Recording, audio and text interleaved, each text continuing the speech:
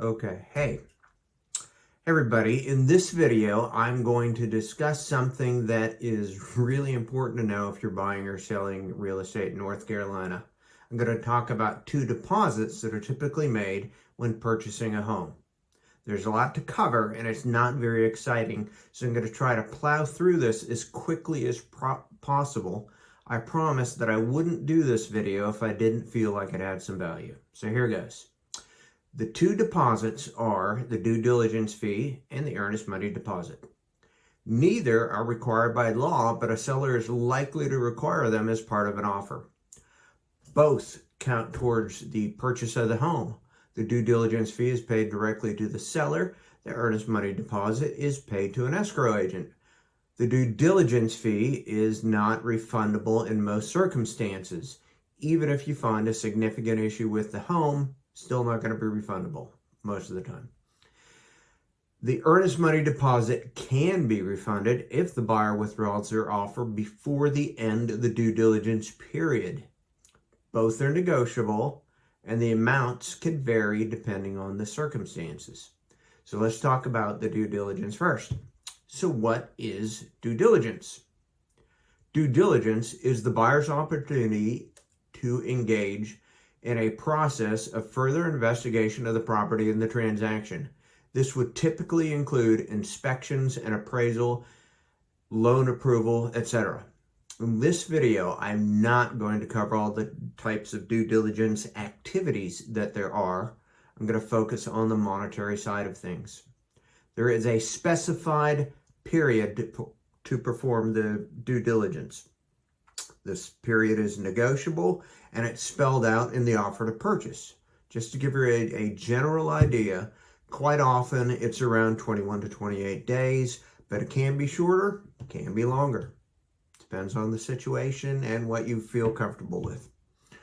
As previously mentioned, the due diligence fee itself is paid directly to the sellers, and per the standard offer to purchase, Form 2T, it becomes an obligation as soon as the offer is executed, which is when both the buyer and the seller have signed the contract. So even if a buyer hasn't paid it, the obligation exists as soon as you're under contract. If a buyer changes their mind after an offer is accepted and they don't want to pay the due diligence fee, the seller could still come after them to collect the fee.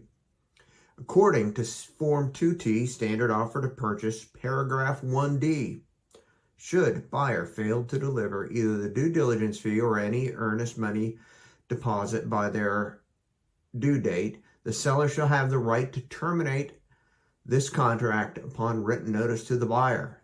After the seller gives written notice, the buyer has 1 day to remedy the situation. If the buyer doesn't, the seller shall be entitled to recover the due diligence fee together with all earnest money deposits paid or to be paid in the future. In addition, the seller may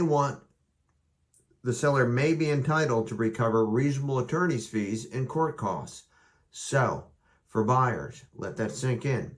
If you make an offer on a property, you have to be prepared to pay the agreed upon due diligence fee. If you don't pay it, the seller could come after you for the fee, the earnest money deposit, and attorney and court costs. The only way the buyer will be entitled to get the due diligence fee back is if there is a material breach of the contract by the seller. One question I get a lot from buyers is, well, what if they have the property inspected and they find major foundational or structural issues? Doesn't matter. Buyer will still not be able to get the due diligence fee back. All homes in North Carolina are sold as is. At the end of the day, each set of circumstances will need to be looked at closely and an attorney may need to be consulted, but for planning purposes, it is best to assume you will not get the due diligence fee back. Now on to the earnest money deposit. The amount, timing of payment, and who holds the deposit is negotiable and defined in the offer to purchase. Generally, if the buyer withdraws their offer before the end of the due diligence period, the buyer will be entitled to get their earnest money deposit back. If the buyer withdraws from the contract after the end of the due diligence period, they will likely lose their earnest money deposit as well. With regard to how much the deposits typically are, that is negotiable and will typically depend on the condition of the home and the circumstances of the sale. On one hand, if the home is in poor condition and there are no other competing offers, the amount could be relatively small.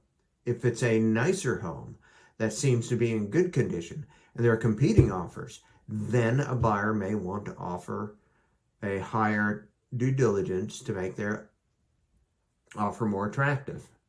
From a buyer's perspective, it may seem unfair not to get the due diligence fee back.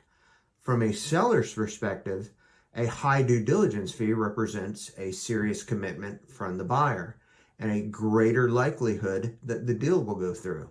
Once the buyer and the seller are under contract, the buyer can get back or can back out at any time, but the seller cannot.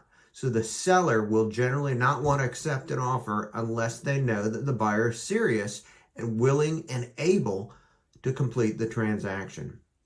To wrap up, here's a couple of final takeaways from all this. It is really important for a buyer to get pre-qualified for a loan before making an offer. They don't want to pay out a due diligence fee first and then find out that they have trouble getting financing because they'll lose the due diligence fee. Also, a seller will not accept an offer unless the buyer provides a pre-qualification letter, because they want to make sure that the buyer could complete the transaction. Also, the buyer should closely examine the home for potential issues before making an offer. For example, if you notice something that could be a potential issue with the foundation, you could either not make an offer at all, make an offer with a very low due diligence, add an addendum to the offer stating that the seller will address any foundational issues noted in the inspection, or anything else that you can think of. That's about all I have to say on the subject right now. You could learn more by reading brochures published by the North Carolina Real Estate Commission, or by reading the standard offer to purchase Form 2T. All of these can be found on my website, markschweikert.com. There's a link in the description, or you could give me a call and I'd love to discuss it with you further. I'm Mark Schweikert with eXp Realty, and my contact information is in the description as well. I look forward to hearing from you soon. Thanks.